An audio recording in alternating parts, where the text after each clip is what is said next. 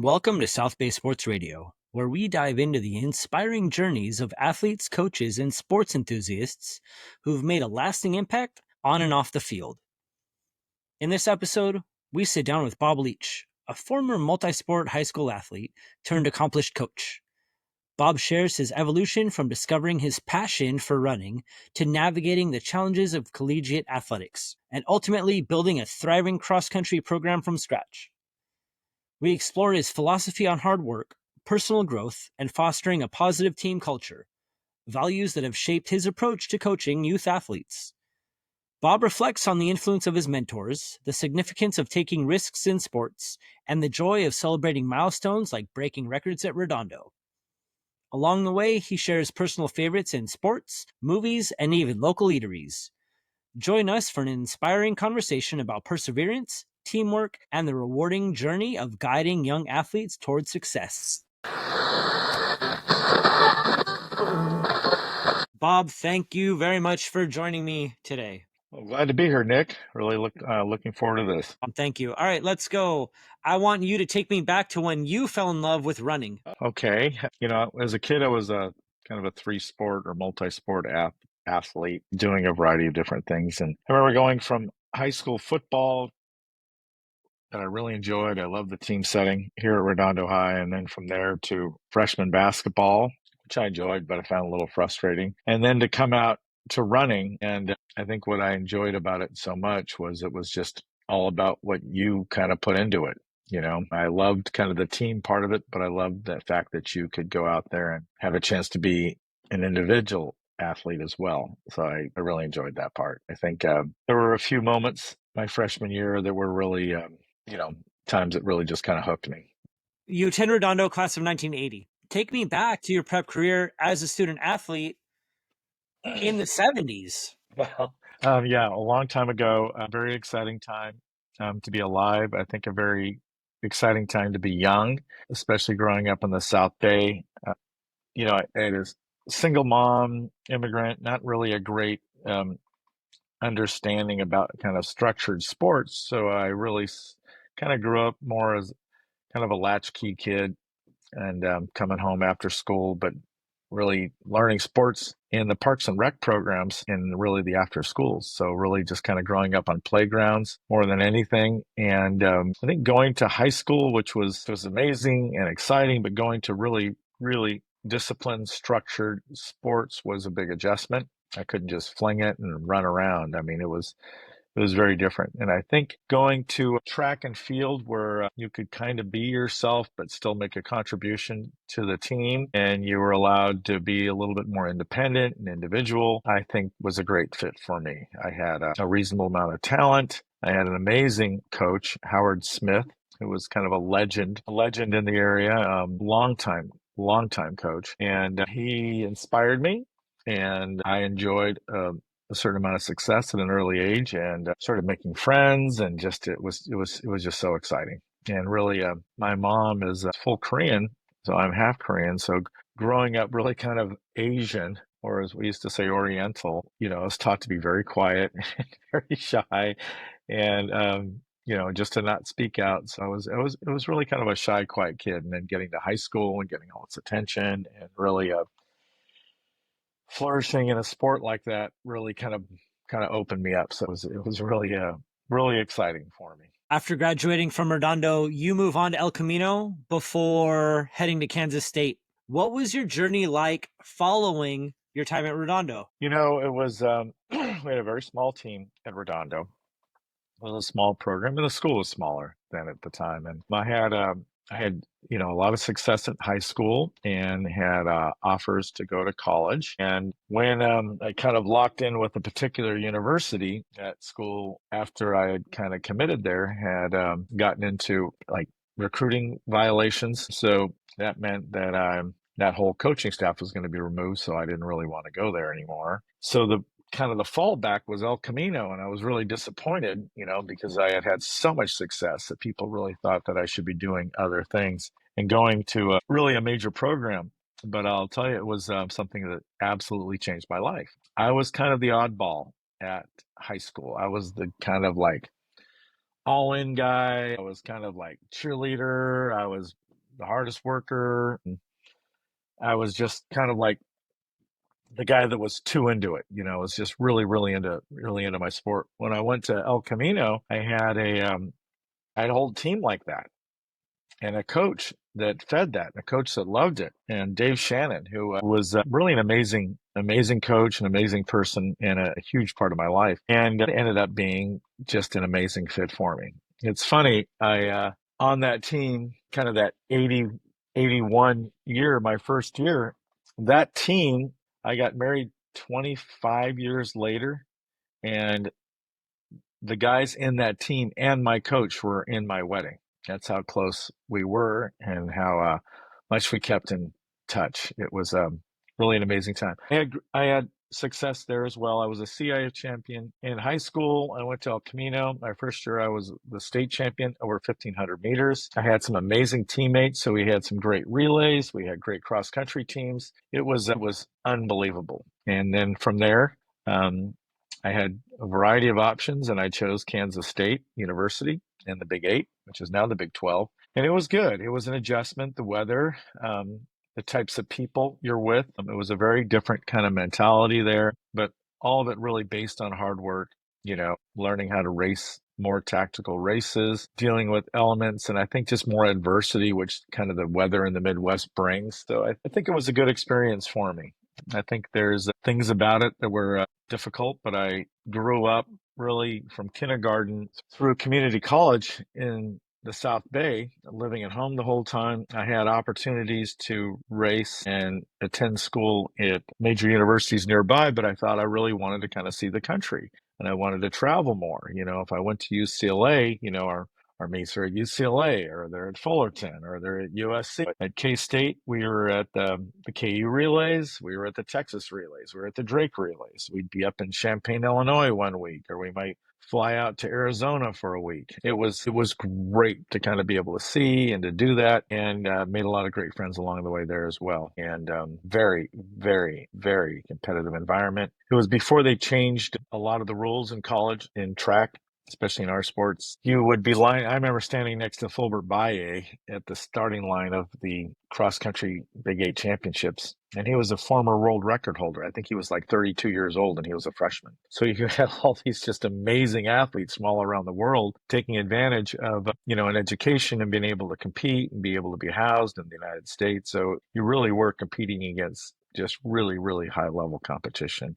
And I think it did a lot to shape a lot of athletes from that period. You took the job at Redondo in 2005. But what was life like for you after you graduated from Kansas State? Ended up graduating from Azusa Pacific University out here. So I loved it there. So I do want to kind of add that.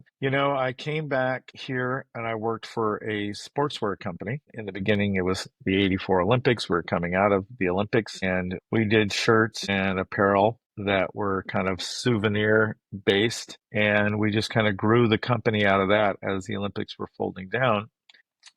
Our office was over in Manhattan Beach and we grew that company. I think at like a 97% growth rate over like 5 years. We were in the Inc. 500 for like the fastest growth.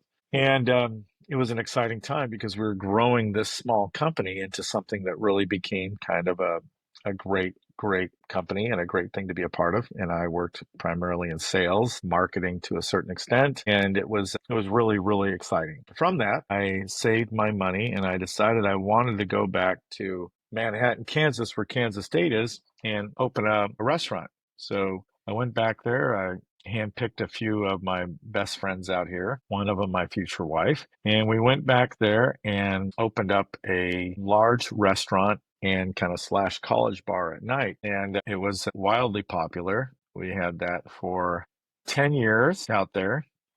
And then eventually I opened up kind of a donut shop in town and we sold donuts and to morning people, but also got them carried in the local supermarkets and convenience stores. So they carried ours was Mighty Fine Donuts, and the restaurant was the Lucky Brew Grill. And then we opened a second one in Kansas City, where we were kind of graduating this customer base to as they would graduate from K-State. A lot of them would settle in Kansas City, so we created this big customer base out there. We had a 5,000 square foot restaurant in Manhattan, which was big, but the one in Kansas City was 10,000 square feet, and we did like amazing business. It was great.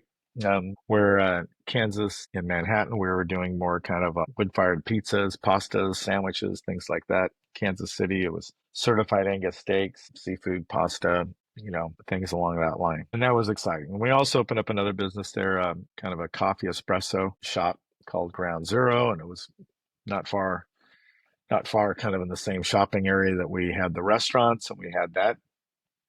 Coffee became popular. We had that available in the local supermarkets and IV, and we really kind of marketed that, and it was a lot of fun. And then I got to a certain point where I just missed it so much back here, and just had kind of had my fill of the Midwest and just kind of sold everything and came back here to my home in Redondo Beach. And that's when I made the mistake to go to a local cross country meet to kind of check up and see how it's going. A buddy of mine was putting on a big meet over in Columbia. It used to be called the South Bay Cup. And the whole South Bay would come and watch or would come and compete. So I came to watch and I said, "Hey, where's Redondo? I don't see those kids anywhere around here." And he said, "Dude, you don't want to know." And I said, "Yeah, I want to know." He says, "Well, they're over there, kind of by that group of trees." So I went over there and I came back and I said, "There's no one over there. I don't know what you're talking about." He goes, "Dude, they're right over there." And he kind of walked me over, and it was just this kind of group of kids. They were all messing around. No one had matching sweats. There was just no team camp, no tents, no anything. Just everyone goofing around. No one really taking it seriously. And I said, "This has got to stop."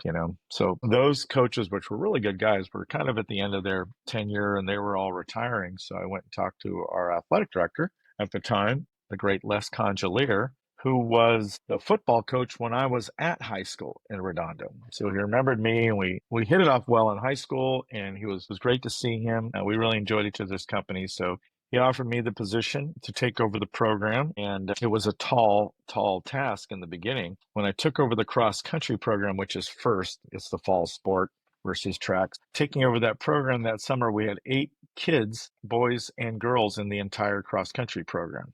That would include varsity, JV, freshmen, both genders. We had 8 kids to cover all of that. And so we had a lot of work to do to try to build some enthusiasm on campus, to try to get kids to buy into a hardworking program, to kind of buy into the vision that I had. And it was tough going in the beginning. It was really exciting, but it was a lot of work. Um, the track season was a little bit easier because we'd kind of built some momentum out of cross country. I used to go and registration. Took some advice from my buddy over at Torrance High, Israel Post. He said, just go stand in registration, because back then it wasn't computerized. You would just stand, the kids would stand in line at registration. And I used to go over there and just stand in line. If I saw a kid that looked like a runner, I just pull out a notepad and say, "Are you in PE?" Knowing they probably were. And if they nodded, I said, "Well, you're in cross country now." Here, I give them a piece of paper. I go, "Just tell them at registration you're now in cross country." And they'd look at mom, and mom would look at them. And I got 65 freshmen that year, between boys and girls, to join the 8 returners I had. So that really became kind of the nucleus of the team over the next couple of years. But it's interesting. I tell a story. It's like I got those 60 something kids, and I realized that you could break them into kind of 3 groups. You had this one group, probably a third of them, that were the hard workers. They worked hard. They bought into everything I said. If I said, "We're doing this, you've got to believe the outcome is going to be months away, work hard," they understood. They were already hard workers. They were good students. They could connect the dots. It worked great. There was another third. I called these kind of our slackers. They were the ones kind of cutting the runs, go to the bathroom and disappear on you. It was understandable. I talked these kids into coming out. I'm a salesman. I talked them, I convinced them. It was more than they bargained for. I get it. But that left the last third, which is probably bigger than a third. And those kids were the followers. And those kids don't make a whole lot of decisions. They don't put their jeans on in the morning without checking with their friends and see if they're cool or not. That's just kids nowadays. So I realized that if I got rid of the slackers as quick as I could, the followers will just follow the hard workers, because that's just what they'll do. And that worked. It worked in the beginning. It doesn't always work perfectly. It's hard to identify that, because our sport's very difficult. It's not like some of my other favorite sports, which are very bang bang. Our sport is trying to kind of out fatigue your competitor, out exhaust your competitor, to be able to go to the red line longer than your competitor. And for a young kid, that's not always the greatest selling point to try to talk them into it. You tell them they ask if the sport's fun because everyone says everything needs to be fun nowadays. And I say, yeah, it's fun. It's not fun like a ball sport. That's fun. That's playing. I said, this is fun in a rewarding way. And I said, winning is fun. Everyone likes the idea of winning, but it's not always easy. Everyone doesn't get to just win because they want to, and it requires a lot of hard work. And that's kind of what our sport is. And that's really what our program is based on, to be able to train smart, to be able to learn intellectually how to race, to be able to out fatigue people and to kind of strengthen your emotions to be able to handle the situation. And I think that was kind of the beginning back in '05, probably '06, '07, as we were kind of revving up the program and really um, getting it into kind of race mode. What is your pitch to youngsters contemplating picking up running as a competitive sport? Well, that's a good question. You could probably get a variety of answers. One thing is kind of who you're talking to. If you live around here in the South Bay and you're west of the 110 freeway, you grow up with soccer being the most important thing. And my daughter is still in club soccer. We love it. She loves it. It's a great experience. My boy did it for several years and we got a lot out of it. I think it was a great, great environment. But it kind of peaks out a little bit about middle school. As kids start getting to high school, they start finding other interests and they start finding other sports. So with soccer kids, we really appeal to them in the beginning, kind of what I told you earlier about the rewards of finding something maybe you're good at. I was always the fastest kid in soccer. Well, I was always the fastest kid in everything I did. I mean, I got scholarships for being fast, and there was never a coach that thought I was fast enough.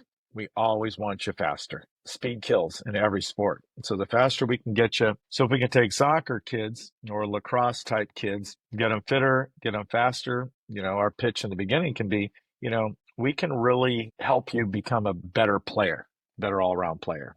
And if you're in our sport and our program, we do enough things, between agility and plyometrics and a lot of things that are different about my training in our program that will benefit those athletes that sometimes we can kind of hook them. I tell them that, I met Pete Carroll once, we were at a clinic. And when I'm talking to football players, I think one thing he talked about, which was fascinating, and I'll kind of retell it kind of in the way this was at a coach's clinic. And someone raised their hand and said, what do you think about football players running track? And he said, I love football players running track. He goes, Reggie White, 100-meter state champion. Reggie Bush, 100-meter state champion. He just went down the list of a lot of his kids that had great success in track and field. Then he said, the thing about track that's different is in football, a lot of it comes down to kind of a moment here and a moment there. He says in football, you can go into that corner of the end zone and you can make that catch 99 out of 100 times. But to do it with the game on the line, maybe the season on the line, to be defended well and have the pass be at only a place that only you can kind of catch it under pressure. He goes, that's a very different deal because we call those moments. He says in football, you get maybe 3-4 moments a year.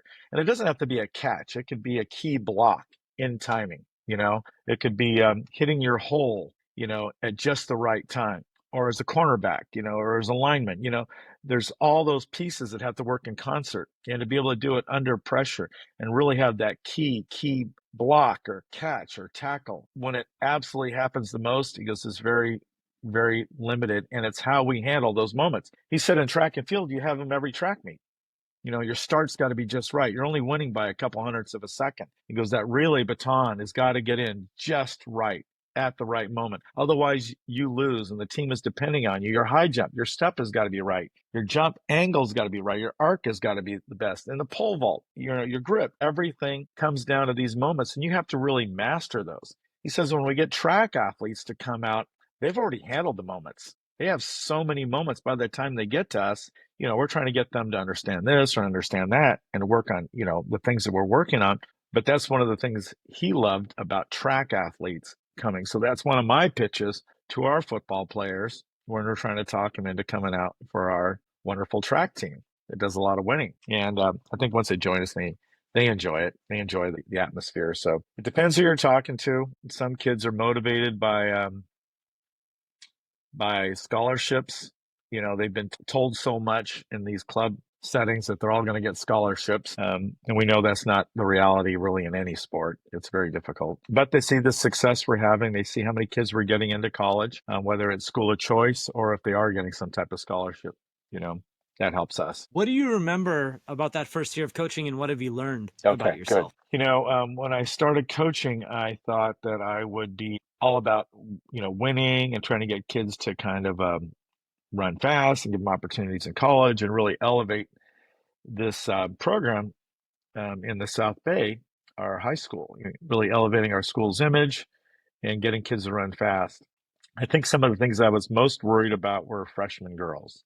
How do you take some of these girls that just don't have a real training background, or a real sports background, and how do I try to get them accelerated and in shape without getting them injured, you know? So I used to go to a lot of clinics. It was really exciting to do that.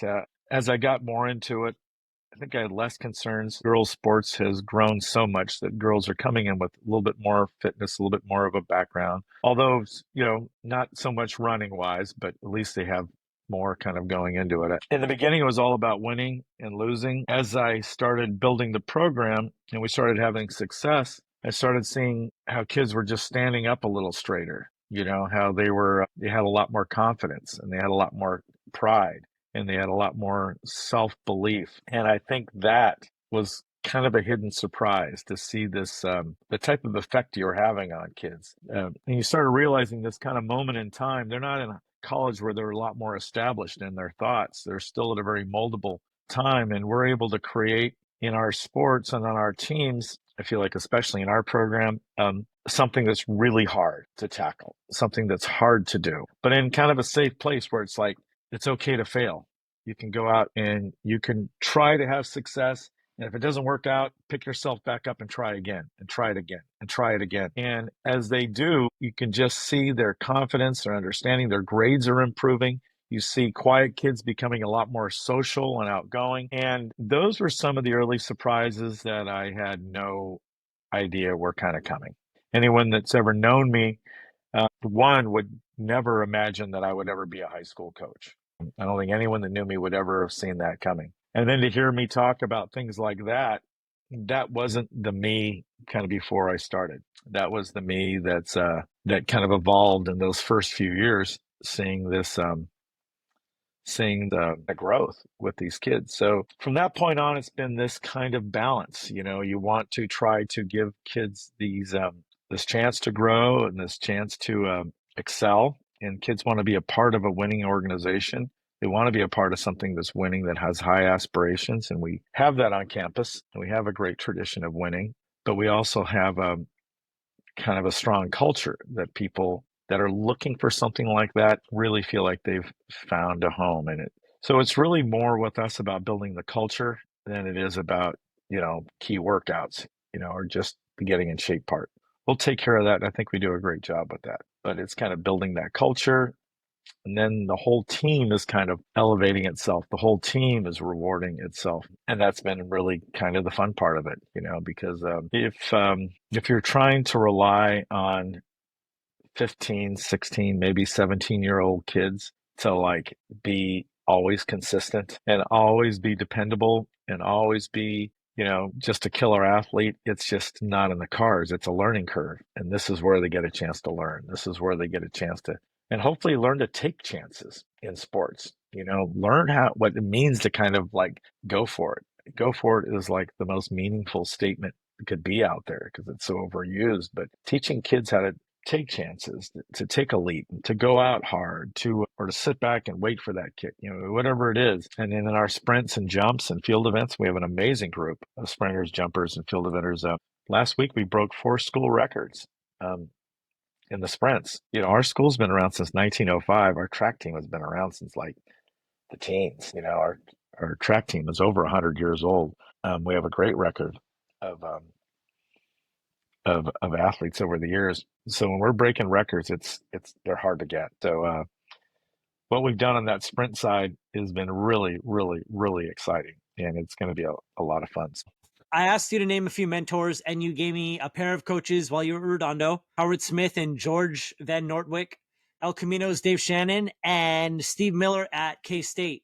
What did you learn from those coaches that you still utilize today? Wow, Coach Smith in high school was a great motivator. Got my priorities kind of straight. I think did a great job of making it fun, but also to kind of give me a sense for things in sports that mattered. I thought that was very good. Coach Van Nortwick was an amazing person. I was so lucky to have him. He didn't have a great technical track background when he took over the program in high school after Coach Smith retired. But what he taught me was about sportsmanship and kind of growing up and being mature and kind of an inner confidence. And I felt like I learned so much with him. And he was kind of my last 2 years, so it was really exciting, an exciting time for me. But he taught me a lot. He was a man with a strong sense of faith, and you could kind of just feel it in his confidence in people. Dave Shannon, very technical coach, an unbelievable motivator, and a great connection with his athletes, and created a strong culture. I think it was the strongest culture of anything I ever had. If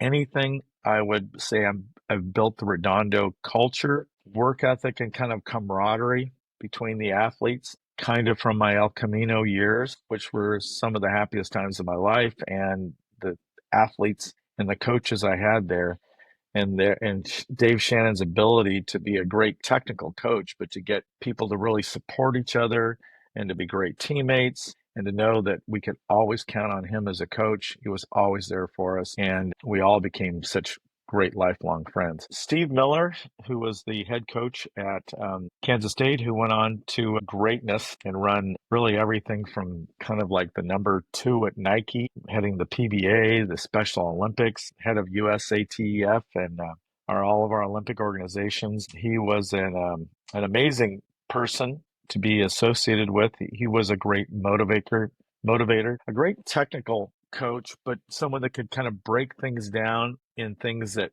were very relatable. He could break things down in ways that were that you could find motivation and inspiration in. A way of communicating and a way for his athletes to understand something. So I think I've really tried to take some of that with me, really in everything that I did in life, but also definitely as a coach. So those are, I think, probably some of my biggest takeaways. Thanks for tuning into this episode. If you're interested in advertising with South Bay Sports Radio, leave a comment and we'll get back to you as soon as possible. Enjoy the rest of this episode. You've been at Redondo for the last 20 years, seeing some of the best runners in the state. Who are some of those athletes you saw participate in both track and cross country? And give me some of those finishes you remember as well over the last 20 years. Oh my gosh, there's too many to say. We've had a lot of success. We've had some um, great athletes. We've had 3 state champions, which is quite remarkable.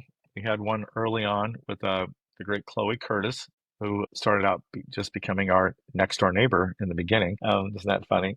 And she was a soccer volleyball player that came out. And she was a fierce athlete. She was a terrific athlete. And she was our first state champion at 1600 meters up at Fresno. And we had some great early breakout athletes, but I think what she did for us in the community, what she did for us in the team, I think was one of the people that really kind of set the tone for the program. She won her state championship in 2010. So that was early on in terms of kind of our growth as a program. We had a very specific strategy, a very tactical strategy for her up at Fresno. It's typically not very warm down here in South Redondo, where Redondo is and where she lives or where she grew up. And we were going up to Fresno, where I think it was 105 to about 108 that weekend, which is June, which is kind of typical. And it was humid and muggy, and it was going to be tough. And that day it was about 15 to 20 mile an hour winds down the backstretch. So we knew that it was going to be a very tactical race. And the gal that she was coming up against was a very tactical runner. She was a great kicker.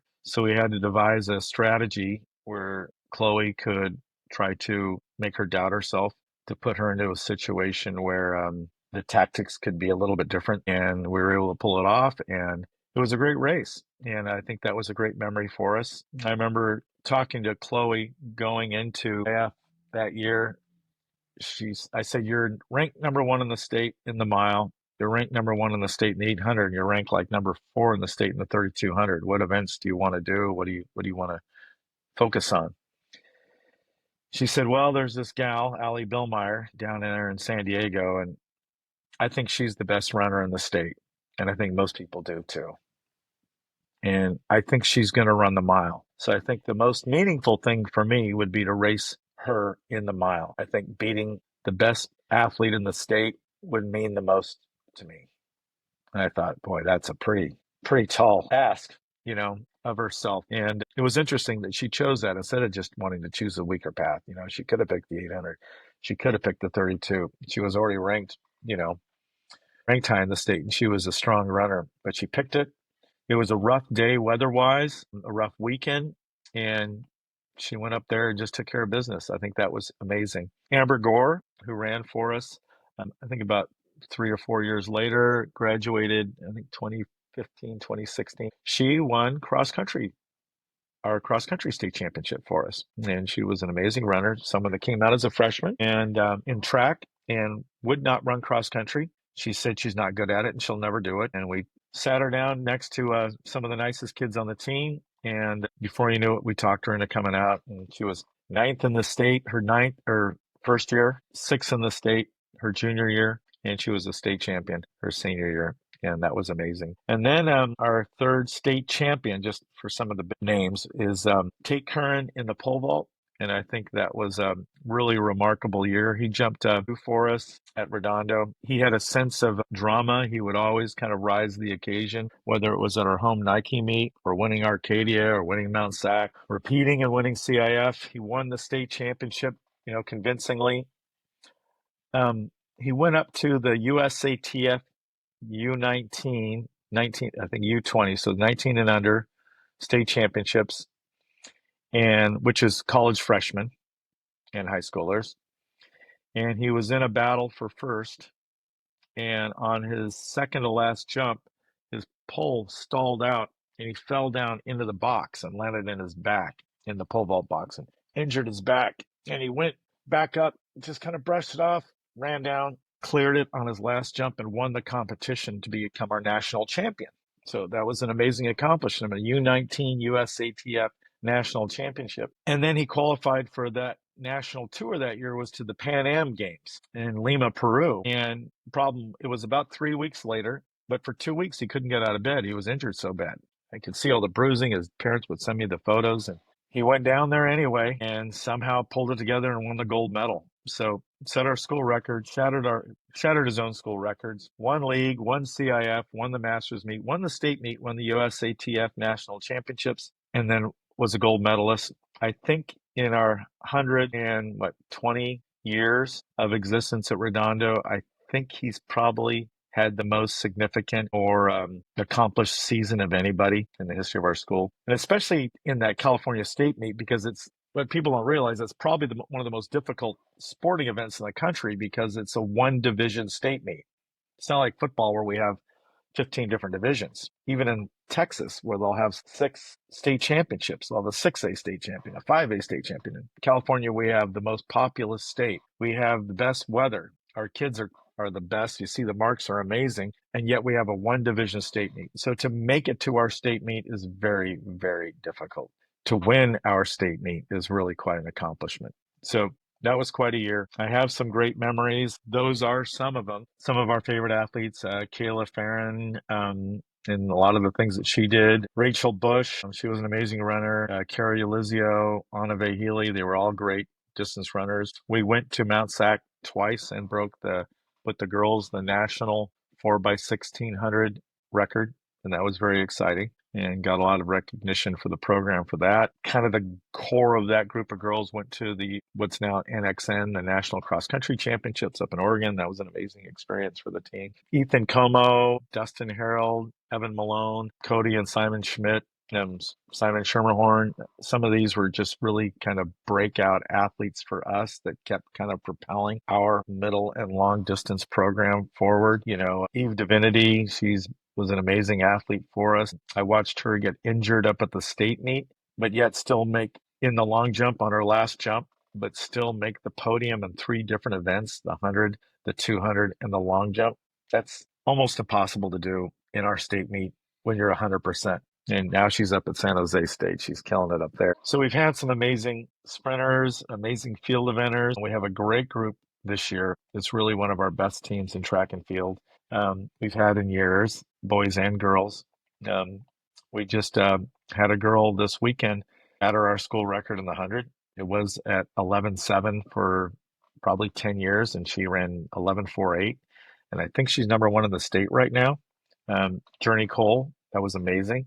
And she jumped in our 4x1 relay, which also broke our school record. It's a great group with girls right now. It's a great group with boys. We have Carter Burns and Cadence Turner really are kind of the leaders of that boys sprint group. We have Bo Osmus and Mason Smalling in our throws, which are just killing it over there. They're doing amazing stuff. And I'd say Adam Divinity, Alex Barbary, Caleb Pasqua. Some of these guys are just having a breakout year for us in those middle distances. So it's a really exciting time for us and a lot of fun athletes to kind of look back and remember. You were named USA Track and Field Coach of the Year in 2012. In 2015, you were named the California Coaches Association Track and Field Coach of the Year. And just last year, you were named the most inspirational coach by Brooks. To be even nominated for awards like those, what does that mean to you? Well, obviously it means a lot, but it's really more the reflection of the program.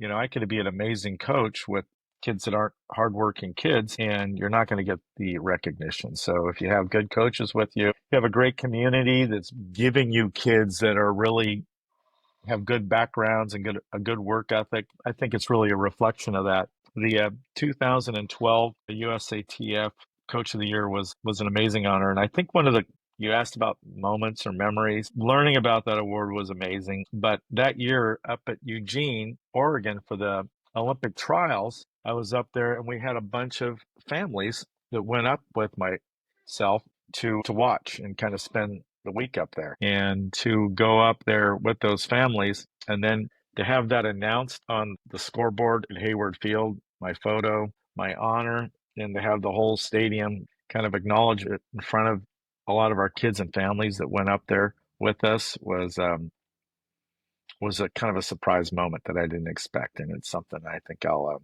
remember for a while. So we are now going to transition into rapid fire. All right, let's go. Five questions, all about Bob and sports. Your favorite Los Angeles sports memory? My favorite Los Angeles sports memory is Gibby's home run. You know, Magic's junior skyhook against the Celtics would have to be right up there. Um, but Gibby's home run, where I was that moment, um, you know, Freddie's home run last season was, 99.9% of that, but something about that moment with Gibby and how hurt he was and just Eckersley, that was amazing. I Next. think when you compare Eckersley to Rodon, and Rodon hadn't pitched in a month, and you've got Eckersley, who's one of the greatest pitchers of all time, against Gibson, who can barely walk, I understand how you could put those two in the same conversation. But to me, being a Freddie Freeman fan from when he began in the pros, I understand your point of view on both of those. Freddie had an amazing year and he had a lot of tough setbacks and he had a really tough year. The rib that we just found out about, what he was dealing with his broken finger, and obviously, everything else. But to find, what if you're pretty young, but how bad Gibby was hurt. He was hurt so much that at bat was the only moment he played in the World Series. He was too hurt to play on. If he hit a ground ball, he couldn't even have run it out. You know, he swung it with one hand. He kind of flicked it with his left hand. That drama, that moment, the Dodgers were heavy underdogs against the A's. We were heavy favorites against the Yankees. You know, I'm not saying that it wasn't a good series, but that was a team that got on the right track and we were expected to win. We were not expected to beat the A's in 88. And that was a great moment. So I don't want to spend too much time on that. That was a great moment. Your favorite sports movie? Not even close. Miracle. I mean, there's great sports movies, and there's Hoosiers, Sandlot, Field of Dreams. I mean, you could go down the list of so many great great movies. I just went to Santa Monica the other night to watch an in-theater viewing of Heaven Can Wait, which is kind of centered around the Los Angeles Rams and Warren Beatty. Have you ever heard of the movie? Have you ever seen it or No, heard of it? Yeah, I know who Warren Beatty is. it's an amazing, amazing movie. And it was a packed house. The movie came out years ago, I mean, back in the 70s, and it was a packed house, and people were cheering the credits. It was just, it was amazing. So, but Miracle, that moment for me was probably you know, maybe my favorite moment in sports. But the way they captured it, I think the performances, the moment, that moment in history, if you grew up then kind of growing up at the peak of the Cold War and coming out of really kind of the Carter years, I think it was just people's confidence. We needed something to pick us up, and that movie just nails it. I think when the athletes that were in the game watched the movie, they said the movie was so accurate, they felt like it was home movies. So I don't know. Did you ever see Miracle? I love it. It's one of my Yeah. favorites. Yeah. There's so many things I take from it. There you go. Next question. Your favorite band with South Bay roots? Favorite band with South Bay roots would be the Black Flag. Yeah. The two of the band members were Redondo grads or Redondo students.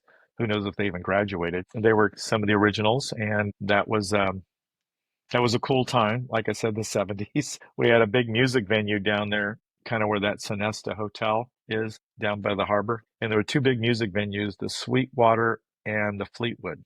One was kind of a punk rock venue, the other was like a rock and roll venue.